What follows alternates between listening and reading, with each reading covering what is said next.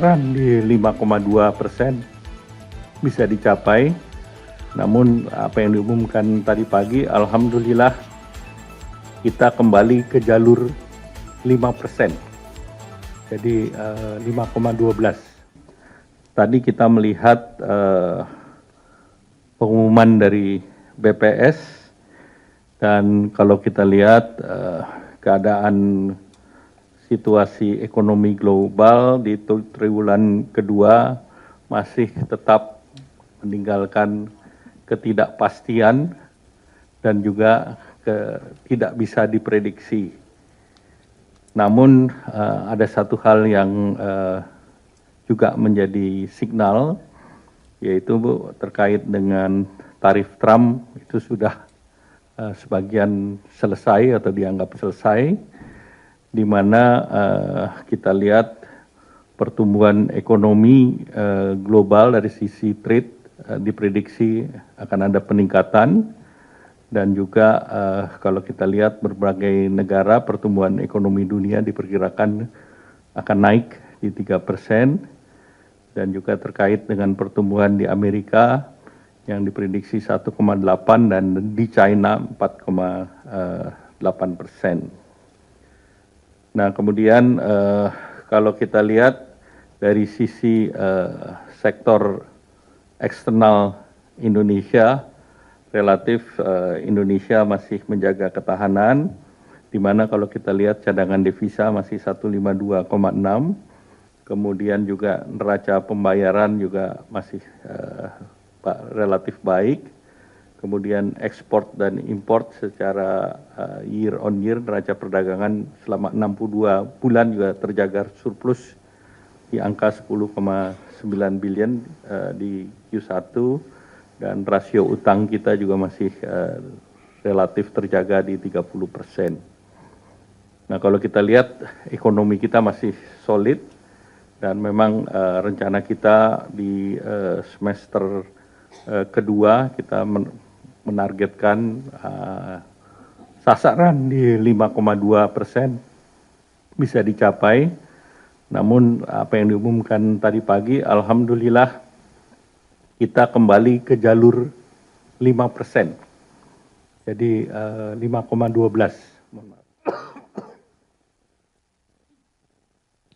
Indonesia hanya di bawah Cina yang 5,2. Beberapa negara di bawah kita, mulai Malaysia, Singapura, kemudian berbagai negara lain termasuk Amerika yang 2%. Kemudian Korea juga relatif rendah. Sehingga di antara negara G20 dan ASEAN, kita salah satu yang tertinggi. Nah, kalau kita lihat di triwulan 2, secara regional tumbuh positif.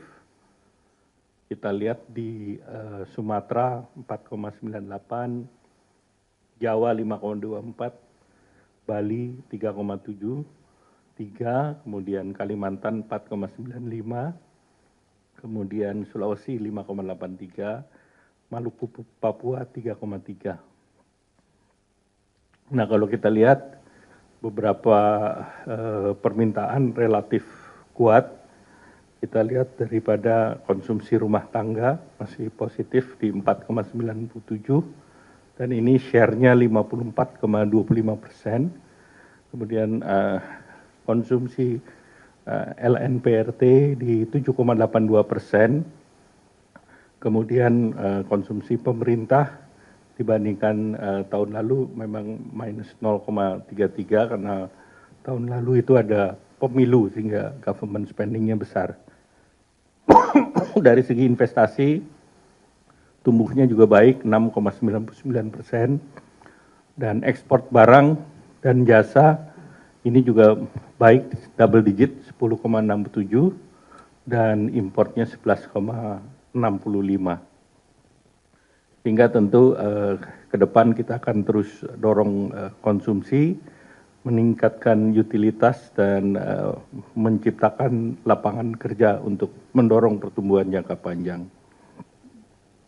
Kalau kita lihat konsumsi rumah tangga masih 4,97%, positif, kemudian indeks penjualan real juga masih angka positif di 233,7. Kemudian indeks keyakinan konsumen masih di atas 100 yaitu 117,8 dan terlihat ekspansi bansos melalui paket stimulus di kuartal kedua itu meningkatkan tumbuh double digit. Jadi bansos di kuartal kedua kita lihat PKH yang 25,12 bantuan sosialnya 25,12%, kemudian PKH 6,74 dan sembako 36%. Kemudian kita lihat konsumsi daripada masyarakat ini terlihat shifting belanjanya lari ke belanja online. Kita lihat transaksi retail online ini baru dirilis oleh BPS, tahun kemarin tidak di-track, tapi tahun ini sudah mulai di-track. Retail dan marketplace tumbuhnya kuartal to kuartal adalah 7,55%. Kemudian yang shift ke online, salah satu contoh yang tumbuhnya tinggi adalah personal care dan kosmetik, itu naik mendekati 17%. Kemudian produk rumah tangga dan kantor, itu juga 72,8 triliun, growth-nya adalah 29,38%. Nah, transaksinya juga meningkat pesat, di mana di tahun 2018 transaksinya itu ada 280 juta, di tahun lalu sudah 3,24 miliar.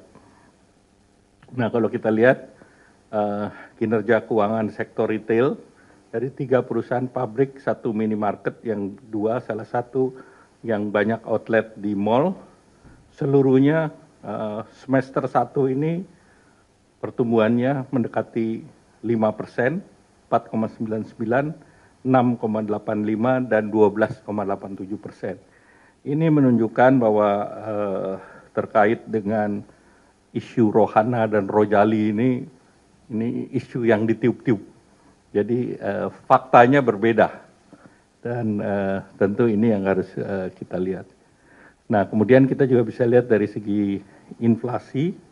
Nah, core inflasi di angka 2,32 dan dibandingkan per provinsi kita lihat beberapa provinsi tinggi, artinya daya beli ataupun masyarakat di tengah ketidakpastian global masih melakukan konsumsi secara kuat dan angka ini ditunjukkan oleh angka inflasi. Nah, kalau kita lihat dari investasi atau PMTB, pertumbuhannya juga di kuartal kedua tinggi 6,99%. Kemudian lembaga rating juga kita masih dalam satu tingkat di atas investment grade.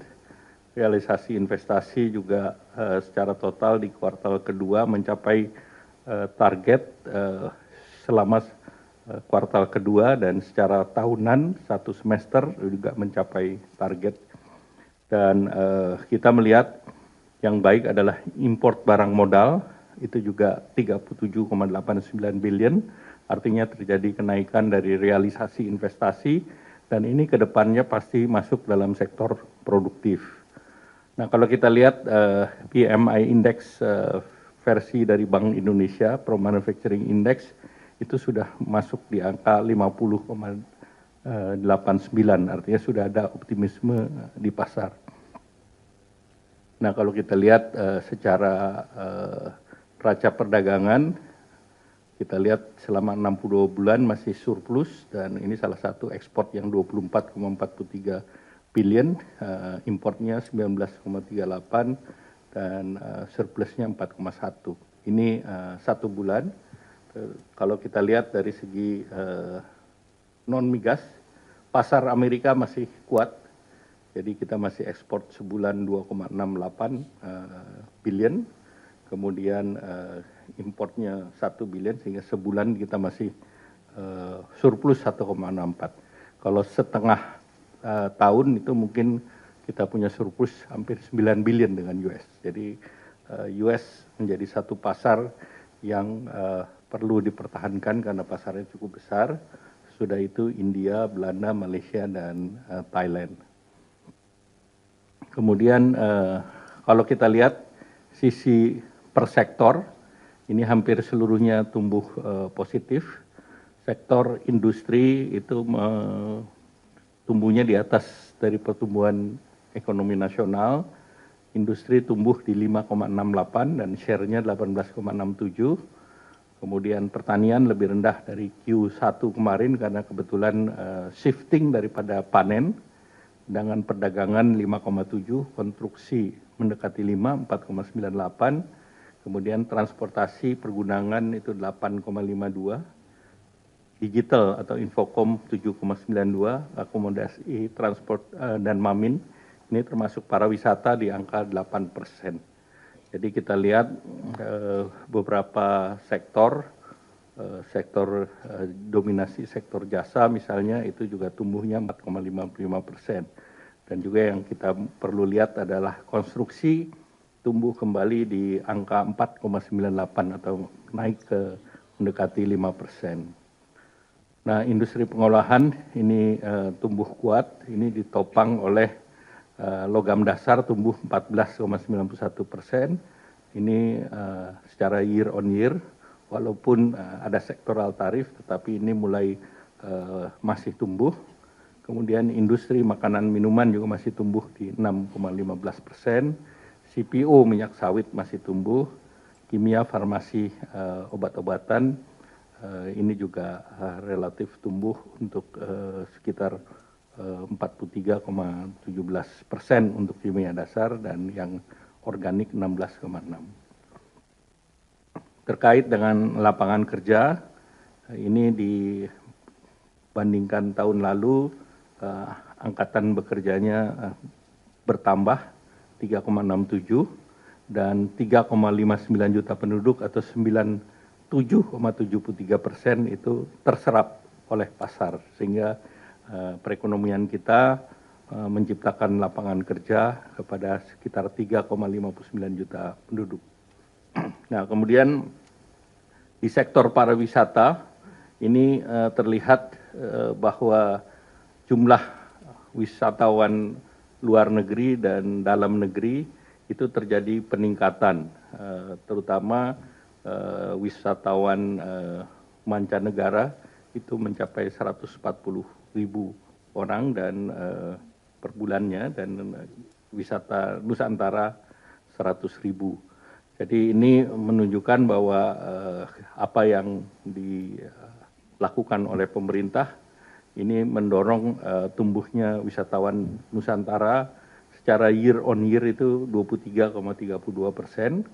Kemudian ini juga mendorong sisi transportasi dengan berbagai program yang dibuat pemerintah, termasuk terkait dengan diskon-diskon pesawat maupun diskon tol dan yang lain, jalan tol. Itu angkutan rel tumbuh 9,17%, kemudian angkutan laut juga tumbuh 16,79%. Nah, kalau kita lihat denyut ekonomi dari sektor perbankan, kita lihat pertumbuhan dana pihak ketiga mendekati 7%, 6,96 di bulan Juni, dan kredit 7,77. Kalau lihat dari perbankan ini sangat sehat, jauh di atas KAR yang ditetapkan yaitu 25,43. Kemudian likuiditas juga relatif terjaga. Nah, ke depan beberapa hal yang didorong oleh pemerintah, yaitu pertama akselerasi dari makan bergizi gratis MBG. Ini realisasinya sudah relatif baik, nanti Pak Kepala Badan Gizi akan memperjelas.